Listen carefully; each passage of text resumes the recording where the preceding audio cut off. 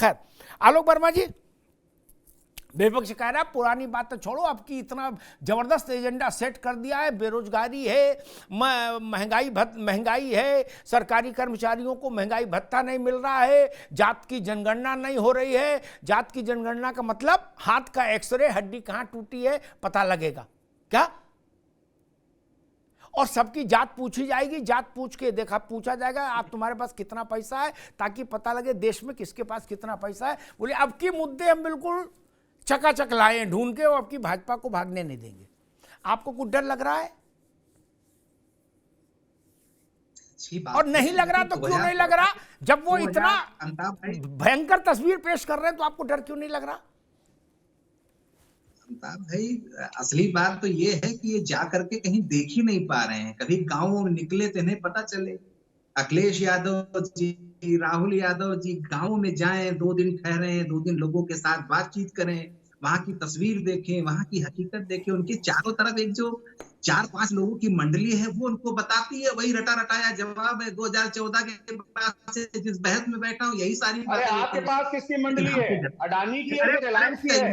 अरे प्रधानमंत्री जी क्या बात है? अभी केवल आलोक वर्मा क्या बात जी, आप जब बोल रहे थे तो मैं बोल नहीं रहा। केवल आलोक वर्मा आप क्या बात जा रहे हैं? आप अपनी बात कहिए जी।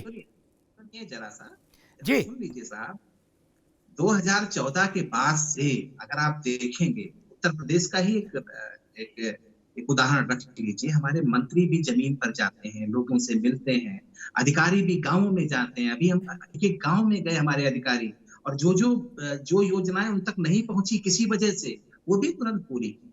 तो ये काम भारतीय जनता पार्टी करती है। कभी आपने कांग्रेस के लोगों को देखा क्या? किसी गांव में गए हो, वहां डेरा डाला हो, 1-2 दिन वहां जाके रुके हो, लोगों की बात सुनी हो? देखिए अब जो है राजनीति पूरी तरीके से बदल गई। अब लोगों के बीच आपको जाना पड़ेगा, काम करना पड़ेगा, जो वादा आपने किया है उसे आपको निभाना पड़ेगा। अब हवाई बात नहीं चलेगी कि आपने इस जाति का वोट इकट्ठा किया, उस जमात का वोट इकट्ठा किया और आपने चुनावी फतेह हासिल कर ली। भारतीय जनता पार्टी ने जब से ये नारा दिया है कि सबका साथ, सबका विकास, सबका विश्वास और सबका प्रयास, हिंदुस्तान बदलने का अभियान लेकर के हम चले हैं, एक सपना लेकर के हम चले हैं।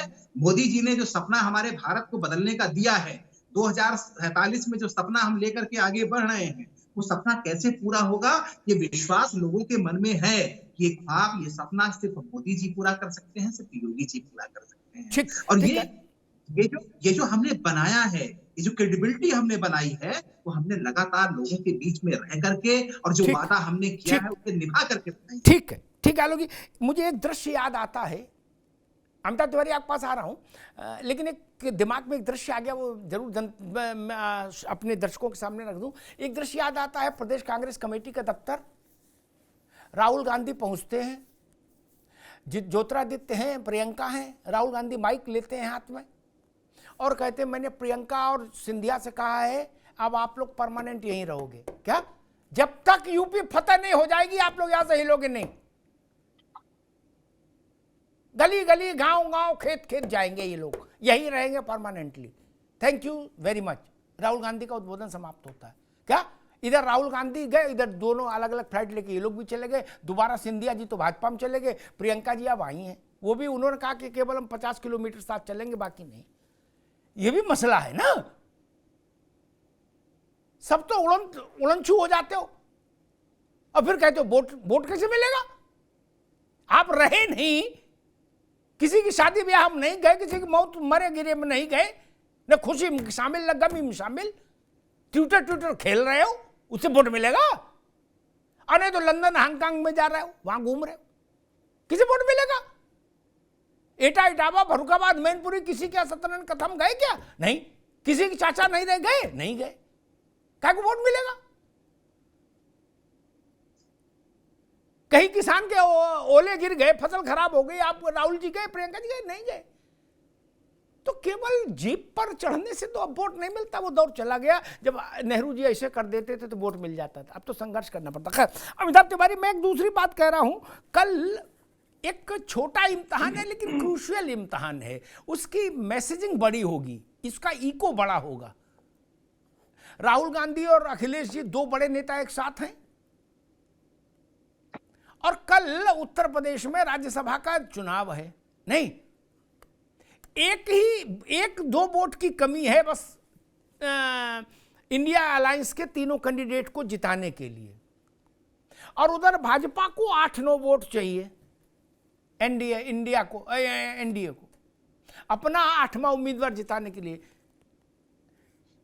एक छोटी झलक ताकत की, बुद्धि की, चातुर्य की, समीकरण की, पॉलिटिकल केमिस्ट्री की मिल जाएगी कल ही तिवारी जी। देखिए, राज्यसभा के चुनाव में अक्सर हमने देखा है कि क्रॉस वोटिंग काफी ज्यादा होती है, और कल एक कैंडिडेट जो एक्स्ट्रा दिया है भाजपा ने, उसकी लड़ाई हमें देखने को मिलेगी।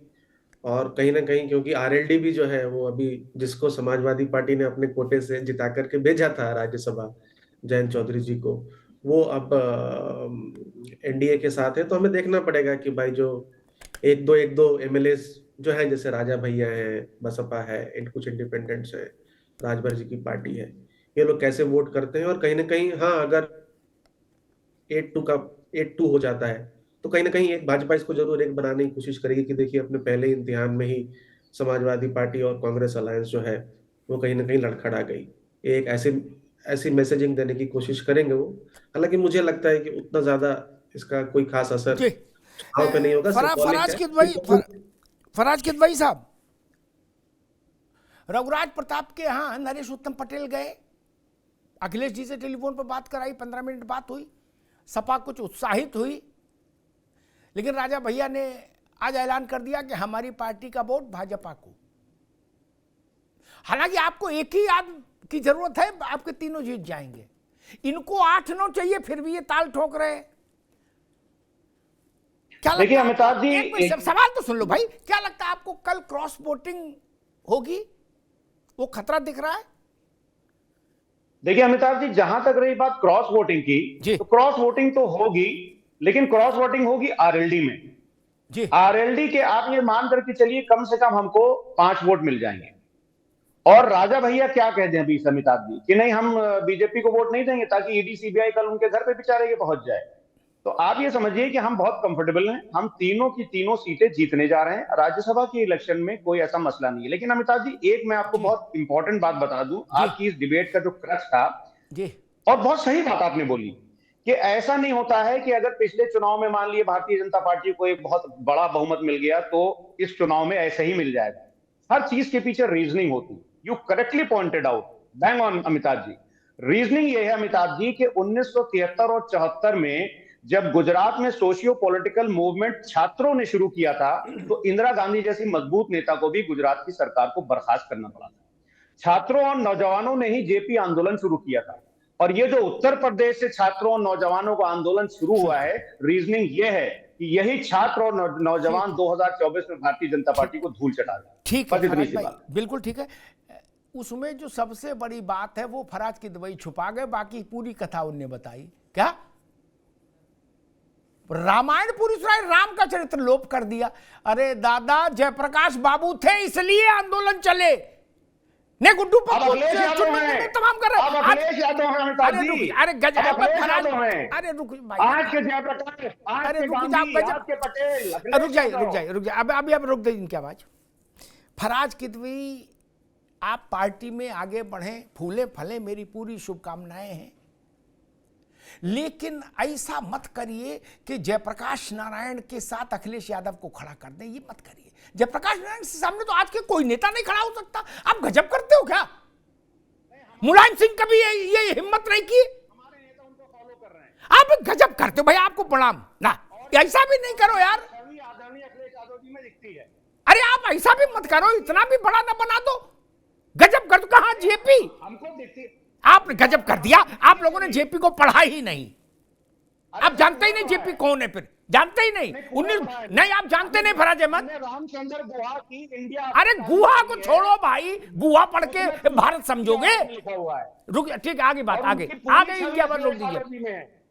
गुहा को पढ़ के भारत समझने वालों को दृष्टि दोष रहता है, हमेशा हम जानते हैं। आज की बीमारी नहीं, लंबी बीमारी है। गुहा जैसों को पढ़ के दृष्टि दोष रह गई, कोई दिक्कत नहीं। लेकिन जिन्होंने 1942 में जयप्रकाश बाबू का नायकत्व तो नहीं देखा, वही ऐसी हिमाकत कर सकते हैं कि अपने नेता को जयप्रकाश के आज का जयप्रकाश बता दें, मैं उनको प्रणाम करता हूं। ये धृष्टताएं मत करिए, ये धृष्टताएं महंगी पड़ती हैं। नेहरू के बाद कांग्रेस चाहती थी कि जयप्रकाश भारत के प्रधानमंत्री हों। उस त्यागी तपस्वी व्यक्ति के साथ आपने अखिलेश यादव को खड़ा कर दिया। भारत का कोई राजनेता नहीं इस वक्त धरती पर जीवित जो कर ले। खैर ठीक है, मुझे कोई आश्चर्य नहीं, प्रेम नारायण जी गांधी जी के बराबर राहुल गांधी को खड़ा कर दे तो कौन रोक लेगा? प्रेम नारायण जी, खैर छोड़िए, मैं वही आता हूं कि राज्यसभा चुनाव का क्या लग रहा है कांग्रेस पार्टी को। हालांकि उनके पास वोट तो 2 ही है, लेकिन फिर भी अब भैया को तो जिताना है, साथ आ गए हैं, क्या लग रहा है? लगना क्या है, इंडिया परिवार मजबूत है और इंडिया परिवार सशक्त है, और आप कल देखेंगे, उसमें ज्यादा कुछ कहने की जरूरत ही नहीं है। अच्छा, कल देखेंगे, क्योंकि हमारी विचारधारा, हमारी सोच, हमारा सिद्धांत सदैव सुदृढ़ और मजबूत रहा है जी। और कल आप परिणाम देखेंगे जी, और कल के बाद आगे का परिणाम भी देखेंगे, क्योंकि मैं एक बार आपकी डिबेट देख रहा था जी, बहुत शानदार डिबेट आपने की थी। जो रीजनिंग की बात कर रहे हैं उससे याद आ गया मुझे जी, आपने बहुत शानदार डिबेट की थी और इस देश, इस उत्तर प्रदेश के शिक्षा मित्रों की आपने आवाज बहुत मजबूती से उठाई थी। जी हाँ, आलोक जी बता रहे थे कि नहीं, हमने तो जो वादे किए हैं वो पूरे किए हैं। आपने भी देखे हैं और इन्होंने भी देखे, और हर गांव में बैठा हुआ शिक्षा मित्र और शिक्षा मित्रों जैसे साथी ठीक, वो रीजन बनेंगे जो बताएंगे कि आपने कहा है कि हमने आपका साथ दिया, लेकिन दिया नहीं है। ठीक, आपने सिर्फ हमारा, ठीक है हमारे प्रेम भाई, बिल्कुल बिल्कुल ठीक बात है, बिल्कुल ठीक बात है। आलोक वर्मा जी वो कह रहे हैं कि एक शिक्षा मित्र भी मामला है, वो भी देख रहे हैं कि अब की भाजपा वालों को आने दो, गांव में लठियाते हैं। शिक्षा मित्र एक नाम है अमिताभ सर, बहुत सारे मुद्दे इनके सामने, बहुत सारे। आलोक जी ले, अब वो नया फार्मूला भी लाए, वो कह रहे कि अब एक तो शिक्षा मित्र भी अभी इंतजार कर रहे हैं भाजपा का, उनको भी अकाउंट सेटल करना है। नहीं ठीक है, उनको इसी तरीके के मुद्दों के आश्रय अगर अपनी राजनीति को आगे बढ़ाना चाहते हैं वो बढ़ाएं, उनको शुभकामना।